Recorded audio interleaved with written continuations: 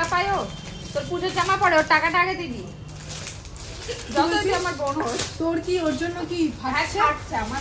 আমি এখান থেকে কাজ করি, হ্যাঁ কাজের জায়গায় এসে কোনো কথা ওই টাকাটা নিয়ে এই দোকান থেকে ওকে জামা কিনে দেবো আমি। শোন, টাকাটা নিয়েছি, এই টাকাটা দিইনি বলে এখনো তুই আমার কথা মনে রেখেছিস। টাকাটা দিয়ে দিলে তুই আমার বাটিটাও ফেরত দিসনি, প্রসাদের বাটি।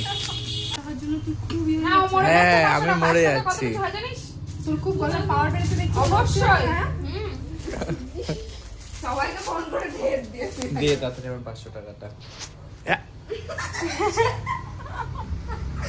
এটা কোনো প্রমোশন ভিডিও হচ্ছে না, এটা টাকা চেয়েছি আমরা। হ্যাঁ প্রমোশন ভিডিও করছিল, ও বললো যে আমার অ্যাড দিয়ে দিতে, তাই বললাম আমার অ্যাড দিতে হবে না, দোকানে অ্যাড দিতে। চল ভাই, ওর টাকা মাকা দিবে না, তোর টাকা দিবি না তুই টাকাটা?